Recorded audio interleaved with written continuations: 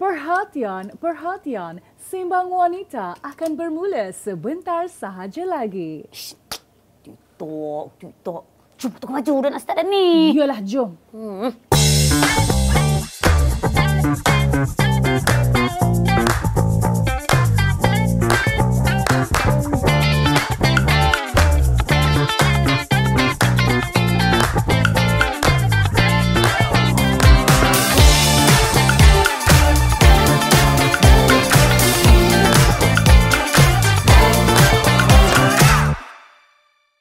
Assalamualaikum semua. Hai. Anda bersama-sama saya Nani Roslan dan lupa. I seorang je hari ni. Fiza tak dapat nak join. Rugi tau Fiza. Hari ni topik yang kita akan bincangkan best berkenaan dengan kunci. Kunci kejayaan. Kau kunci cintamu di hatiku. Bukan. Lagi parah kunci ni tau. Kunci. Itulah bestnya Sembang Wanita. Benda-benda orang tak sembang, kita sembang. Semuanya dalam Sembang Wanita. Kunci yang dia maksudkan sebenarnya adalah vaginismus. Nampak macam bijak, nampak macam pandai kan? Ataupun nama biasanya adalah faraj terkunci. Sebenarnya ada 3 daripada 4 wanita sekurang-kurangnya lah mengalami masalah faraj terkunci ini menurut American College Gynecologist. Sebab mak tak reti nak sebut, so mak sebut sebab nampak sangat tak ambil medik. Tadi tu propa je ambil medik. Tapi betul ke tidak? Betul ke tidak benda tu? Adakah itu fakta ataupun auta? Kunci hati senang untuk kita cari.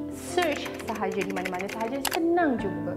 Kunci faraj kita kena tanya pakar. Kita tak boleh sesuka hati assume. And rasanya topik ni pun ramai antara kalangan kita tak tahu pasal topik ni. So why not kalau kita go back, kita discuss lagi more detail untuk topik ini. Let's go!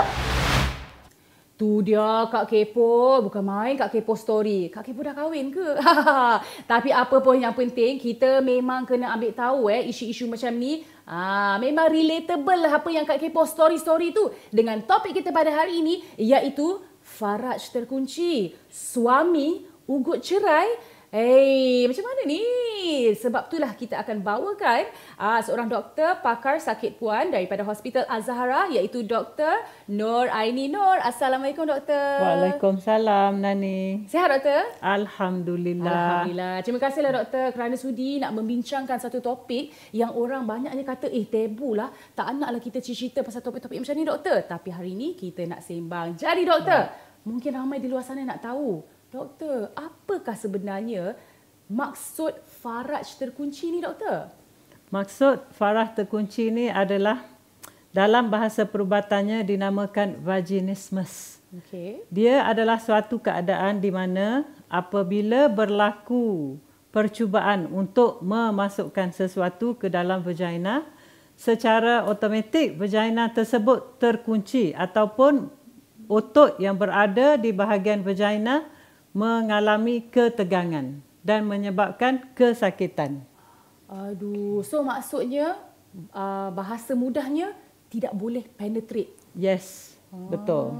Jadi macam mana agaknya simptom-simptom kalau wanita di luar sana nak tahu, adakah mereka penghidap penyakit vaginismus, betul ke sebutannya? Betul. Vaginismus ni doktor? Vaginismus ni biasanya dia akan berlaku apabila seseorang wanita berkahwin dan ingin mengadakan hubungan seksual untuk kali pertama ataupun percubaan untuk memasukkan tempun dan tidak berjaya melakukan, ataupun apabila anda berjumpa dengan doktor sakit puan dan doktor cuba untuk melakukan pemeriksaan pelvik tetapi tidak berjaya melakukannya kerana otot di bahagian vagina mengeras ataupun menegang. Jadi menyebabkan prosedur tersebut tidak dapat dijalankan. Jadi doktor, adakah penyakit ni dia memang berlaku tu sebab memang badan dia, anatomi tubuh dia memang tak boleh nak masuk ke? Atau semuanya up here doktor? Okey, sebenarnya dalam keadaan vaginismus ni, secara anatominya dia adalah normal. Dia adalah seorang perempuan yang normal, mempunyai vagina yang normal, rahim yang normal dan mereka mempunyai menstrual cycle yang normal. Cuma apabila sesuatu cuba untuk memasuki vagina. Contohnya semasa sexual intercourse, tiba-tiba otot vagina akan menegang dengan sendirinya. Ya, involuntary. Maknanya you tak boleh nak control. Yeah. Dan most of the factor yang contribute to this vaginismus sebenarnya adalah psychological basically. Takut ke doktor? Sebab takut Ya, ke macam sebenarnya mana? sebab takut. Mungkin daripada pengalaman lepas, sebab mereka mengalami trauma ataupun mereka pernah dirogol atau mendapat cerita-cerita yang negatif berkenaan dengan hubungan seks. Mungkin ke perkara-perkara ni berlaku kepada masyarakat-masyarakat yang budaya dia macam tabu sangat. Kalau cerita pasal down there je, takut. Memang berlaku ke macam tu, doktor? Tak, sebenarnya vaginismus ni ataupun vagina terkunci berlaku di dalam semua kalangan masyarakat. Tak kira how advanced you are, ataupun you dari Amerika ke, you dari Siberia ke, you dari Malaysia ke, dari Jepun ke, dari Taiwan, sama aja. Cuma tidak ada data yang terperinci ataupun data yang tepat kerana benda-benda ini dianggap tabu. Jadi tidak ada kajian menyeluruh yang boleh dijalankan. Okey, jadi doktor, boleh ke dirawat? Boleh kita mencari kuncinya, doktor? Sebenarnya boleh. Vaginismus memang boleh dirawat. Ya, dan vaginismus ni perlu dirawat bersama-sama dengan pasangan. Itu dia. Bukan seorang-seorang It Tak takes boleh. two It to takes open two. the key. Yes, to open the definitely. lock. That's why it's called the key. Betul, That's itulah why. kunci dia. Jadi macam mana mungkin doktor boleh kongsikan bentuk-bentuk rawatan tu macam mana, doktor? Kebiasaannya rawatan dalam vaginismus ni kita fokuskan kepada untuk mengurangkan ketegangan otot vagina, ya. Dan dia ada beberapa modalities yang kita boleh ni. Satu, kita bagi counselling, sexual therapist. Yang kedua, setiap wanita tu kita ajar untuk mengenali bahagian genital masing-masing supaya mereka tidak takut untuk menyentuh, memegang dan melihat serta mengenali bahagian badan sendiri. Betul lah, Sebab kebanyakan cases yang macam ni, mereka tak tahu sebenarnya apa bentuk genital sendiri, apa rupa bentuk anatomi badan sendiri. Maybe disebabkan ibu bapa selalu cakap, you tak boleh pegang, you tak boleh betul. ni. So banyak benda yang tak boleh. Yelah doktor kan, itu kita dia. membesar pun kan, mak-mak nak panggil tu, panggil bunga lah, panggil miau-miau lah. Itu dia, betul. Apa nama sendiri pun satu tabu kita nak sebut yang sebetulnya. Baiklah, dengan tu kita nak tanya, apakah pendapat orang ramai mengenai faraj terkunci ni? Nampak sembang wanita? Orang pun kita tanya pendapat, sama-sama kita saksikan. Kakak tahu tak apa itu faraj terkunci? Saya pernah dengar dia punya terms, cuma dia punya explanation dia panjang tu saya tak sure sangat lah. Pernah dengar dia macam fobia untuk melakukan hubungan intim lah. Tak tahu. Tak tahu sangat. Apa akak akan buat sekiranya seorang wanita itu mengalami masalah faraj terkunci ini? Okay, first untuk wanita itu sendiri dia kena cari jumpa doktor untuk cari dia punya solution. And then kalau untuk sebagai seorang suami, you kena support lah. Tapi kalau you rasa you tak boleh, I means you nak perlukan zuriat ataupun you nak you tak boleh dengan isteri, better you lepaskan dia dengan cara yang baik lah. Macam saya tak pernah mengalami kot, saya tak pastilah. Rasa kalau orang yang mengalami masalah ni, saya rasa seek for help lah. Medical advice lah. Kalau kena kakak akan research dulu dan after that pergi jumpa pakar sakit puan lah untuk refer pasal benda ni. Kalau berkaitan dengan perempuan, akak akan jumpa doktor pakar puan lah. Macam tu. Sekiranya akak terjadi masalah sebegini, apa akak akan buat? First, samalah cari solution. And then kalau saya punya pasangan rasa dia perlukan zuriat ataupun dia tak boleh go, bagi saya better lepaskanlah untuk bagi kebahagiaan masing-masing lah. Tak guna kalau you sahaja yang you happy tapi you punya one side is not happy. Sebagai pasangan suami isteri kena sama-sama berbincang, lepas tu cuba untuk dapatkan pertolongan daripada yang sepatutnya lah. Sama-sama lah cuba selesaikan masalah tu. Sepatutnya dia akan refer dekat pakar sakit puan dulu pasal benda ni. So at least dia pun tahu juga penyebab dia bukan sebab isteri dia lah kan. Sebabkan penyakit tu, at least pakar sakit puan tu boleh advise dia pasal benda ni, and at least after that dia boleh tahulah yang ni bukan salah isteri dia dan dia boleh faham pasal benda ni. Kalau dia dah kahwin, supposed to be macam mungkin kena pergi jumpa doktor dululah ataupun jumpa kaunseling. Maksudnya bukan terus ambil keputusan untuk separate ke apa ke. So macam kalau kita sayangkan hubungan tu, kita kena work for it lah. Itu dia, macam-macam pendapat yang disuarakan orang ramai.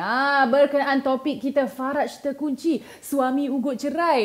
Dr. Noraini, nak tanyalah doktor memanglah orang kata kan, perhubungan intim dalam perkahwinan tu penting. Tapi doktor, wajarkah suami ugut-ugut dan memang berlakunya kes penceraian kalau isteri ni terkena penyakit Faraj terkunci? Apa pendapat doktor? Pada saya rasa vagina terkunci ni ada rawatan. Jadi tak sepatutnya perceraian itu berlaku sebelum memulakan rawatan. Yelah. Dan doktor, sebenarnya kan orang selalu kata suami ni peranan ni untuk memastikan isteri ni tenang. Yelah doktor, kan berkaitan dengan psikologi kan. Yes. Jadi macam mana agaknya suami di luar sana nak pastikan, lebih-lebih lagi orang kata malam pertama tu kan, apa tips-tips yang diberi kepada suami yang rakus sangat tu, isteri takut ni bang. Macam mana doktor? Yes, sebenarnya vagina terkunci ni boleh berlaku bila wanita tu sebenarnya dia rasa tertekan, dia rasa takut, maybe juga anxiety. Sebab kadang-kadang kita dihidangkan dengan cerita-cerita bila bersama malam pertama you sakit, akan berlaku perdarahan dan sebagainya. Ini akan mempengaruhi mental seseorang. Jadi dalam keadaan tertekan, yes, you are not ready. Dan satu lagi, suami sebenarnya, suami sangat berperanan untuk menenangkan isteri, dan keadaan mesti berlaku dalam keadaan yang berlemah lembut, ya. Sebenarnya itulah istilah yang sepatut kita pakai. Dan sepatutnya suami kena tenang, kena menyokong isteri. Dan kalaulah pasangan yang baru berkahwin ya Nani, dia perasan dia tak boleh untuk bersama pada bulan pertama ataupun masuk bulan kedua, dan sepatutnya mereka ni berjumpa dengan doktor, terutamanya doktor pakar sakit puan, untuk kita melihat apakah yang boleh dibantu. Mungkin mereka ada masalah jangkitan kuman dekat vagina, mungkin mengalami keputihan yang banyak, ataupun mungkin mereka ni mempunyai masalah period pain ataupun endometriosis dan sebagainya. Dan bila semua tu kita telah pastikan pesakit ini tidak mempunyai masalah tersebut, jadi kita kata we make a conclusion that patient tu ada masalah psikologi. Dan dia ada cara untuk merawat ataupun membantu pasangan baru ini. Itulah dengar tu. Jangan nak mandai-mandai pula kan. Yelah, kawan kita kadang-kadang sikit-sikit semua nak menjamu-jamu kan. Bukan menjamu selera, tapi jamu-jamu asal sakit bawah sana, jamu terus doktor. Tak boleh. Jumpa dengan doktor dulu. Okey doktor, nak tanyalah kan. Kadang-kadang kan kita fokus, kita ingat penyakit Faraj terkunci ni selalu orang yang kali pertama. Tapi ada tak orang yang dah kahwin lama, tiba-tiba dia terkena pula Faraj terkunci tu doktor? Memang ada. Memang ada. Biasanya Faraj terkunci ni boleh berlaku terutama selepas kelahiran anak sulung. Sebab you trauma, the birth process, betul. Dengan lukanya apa semua, dengan you sakit, so you akan imagine how am I going to do it again. And terutamanya selepas bersalin sebenarnya untuk you bersama, sebab sekarang ni you ada baby, you ada fokus yang baru. Bila dalam itu satu stres. Yang kedua, bila you ada baby sebenarnya badan you kurang menghasilkan cecair untuk membantu semasa proses sexual intercourse. Jadi itu juga menyumbang kepada vaginismus. Dan juga dia boleh berlaku pada wanita yang baru mengalami menopause ataupun baru berhenti datang kotor. Ya? So disebabkan kekurangan hormon, vagina tu more or less berubah teksturnya sedikit. Ataupun wanita yang baru menjalani proses radioterapi. Sebab radioterapi sedikit sebanyak akan mengubah tekstur vagina tersebut dan boleh mengundang vaginismus. Baik. Jadi kalau doktor, pernah tak juga, okey, jadi maksudnya semua wanita boleh terkena lah. Tak semestinya baru kahwin, yang dah beranak pun boleh terkena atas sebab-sebab orang kata internal macam tu lah. Tapi doktor, kalau orang yang dah buat rawatan, boleh tak dia terkena? Orang kata terrelapse pula. Boleh tak dia terkena semula? Nak kata boleh terkena semula mungkin, walaupun quite jarang kita jumpai. Kebiasaannya kalau kita dah rawat, jaranglah proses tu akan berlaku semula. Sebab sebenarnya secara psikologi mereka telah pulih dan jarang yang berlaku semula. Tapi possibility is still there. Yelah kan, sebab dia berkaitan dengan psikologi, betul tak doktor? Betul. Itulah. Dan dia juga berkaitan dengan macam mana the approach of your partner. That's why partner is very much involved in the treatment in this kind of cases. Itulah yang dikatakan make love ya, abang-abang di luar sana. Kau tiba-tiba terakus kan, isteri terus terkunci terus. Okey. Baik, doktor, kita dah nak sampai di penghujung sembang wanita kita. Mungkin doktor boleh berikan nasihat pada pasangan di luar sana yang mungkin yang dah baru berkahwin tu. Apakah mungkin doktor boleh bagi nasihat, mungkin ada expectation suami ni terhadap isterinya. Apa nasihat-nasihat yang doktor boleh berikan? Silakan doktor. Bagi pasangan yang baru kahwin, sebenarnya sex education is important. Maknanya yang pertama, kita perlu mengenali tubuh badan sendiri. You kena tengok, you kena tahu what is your anatomy untuk lelaki dan untuk wanita. Dan seterusnya, I know is anticipation of having the sexual intercourse. Sebab biasa kita dihidangkan dengan cerita-cerita yang kali pertama you akan sakit. Dan ada setengah budaya, malam pertama diorang hampa kain putih letak atas katil. Nak tengok, okey malam ni ada berlaku apa-apa ke tak. So itu sebenarnya memberi tekanan kepada pasangan tersebut ya. Dan sepatutnya proses macam ni berlaku dalam keadaan yang relax. Sebab bagi saya rasa malam pertama tu tak semestinya berlaku sexual intercourse. Sebab apa yang penting, kalau pasangan tu selama ni tak pernah mengenali, betul-betul mengenali, malam tu lah malam pertama diorang nak sembang dari pagi, dari malam sampai ke pagi. Mungkin masing-masing nak mengenali hati budi. Jadi you baru nak tengok, rambut bini I colour perang kan rupanya. Ataupun colour pink. Wow. So it's something. So benda-benda macam tu you have to go through so that the process will be very gentle. Dan dia more or less. Satu lagi, sebagai seorang lelaki, dia patutnya bersabar dan dia sepatutnya tahu macam mana pasangan dia sebenarnya ready untuk mengadakan hubungan seks. Ini salah satu benda yang boleh mengurangkan kejadian vaginismus ni. Dan kadang-kadang satu lagi, bila wanita tu tak bersedia ya untuk bersama, tiba-tiba dipaksa dan berlaku vaginismus. Sebab vaginismus ni ataupun vagina terkunci, tiba-tiba otot vagina mengecut. Dia tak boleh nak ada penetration, tetapi dipaksa. Sama ada dipaksa ataupun memaksa. Lepas tu tiba-tiba akan berlaku injury.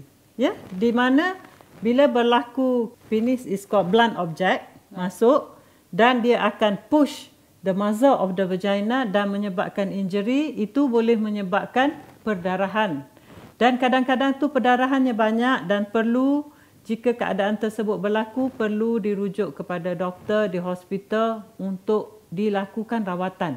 Kadang-kadang sampai kena jahit. Saya terpaksa bawa masuk dalam bedah, I kena jahit. Itu ceritanya. Aduh, jadi memang doktor pernah jumpa lah Banyak kali. Bukan sekadar pernah jumpa. Dan mungkin boleh adakah itu pun setengah orang pun memanggil itu adalah satu rogol di dalam, istilahnya lah kan. Seolah-olah seperti merogol dalam rumah tangga Sebab apa? Kita tak ready, lepas tu kena pula macam tu. Injury pula. Allah.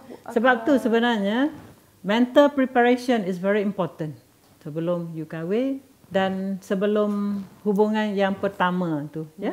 Hubungan intim yang pertama perlu mental preparation is very important. Dan mungkin doktor, alang kita dah cerita benda tabu kan. Banyak juga mungkin yang saya pernah terbaca lah, ada juga research atau kajian yang mengatakan mungkin banyaknya tontonan bahan lucah daripada suami yang mungkin dia tonton, sebab bahan lucah ni kan doktor kan benda tu bukan reality kan. Mungkin dengan menormalisasikan lelaki tu menonton bahan lucah, dia ingat macam itulah. That is the whole picture of sexual intercourse. Dan mungkin itulah yang menyebabkan mereka mempunyai expectation terhadap isteri perlu berkelakuan sedemikian. Doktor cuba sound sikit. Suami-suami ni dia tengok benda-benda macam tu, lepas tu dia ingat isteri dia nak pula buat macam tu. Saya setuju sebab sekarang ni dalam zaman moden digital, kita semua benda tu kita boleh dapat dengan senang dari internet. Tapi you kena ingat, kali pertama is not always the same as you dah repeatedly doing it. Itu dia. Ingat tu kena kreatif lah kena doktor kreatif. kan. Yes, betul. Ingat senang je ke itu yang boleh berulang doktor. Yes, betul. Betul. Baiklah, seronok pula kita bersembang-sembang, dah nak habis masa dah. Jika anda rasa sembang kita, episod kita kali ini memberi manfaat kepada siapa-siapa yang anda kenal di luar sana, jangan lupa share, komen, follow kami, subscribe kami di semua platform media sosial Mingguan Wanita. Kita dah ada TikTok tau. Follow. Okey. Jadi terima kasih banyak Dr. Noraini, pakar sakit puan kita, untuk sembang wanita kita kali ini, dan kita jumpa lagi topik-topik yang banyak lagi menarik, panas dalam sembang wanita anda bersama-sama saya Nadia Roslan. Fiza tak ada kat sini. Okey. Bye semua. Assalamualaikum.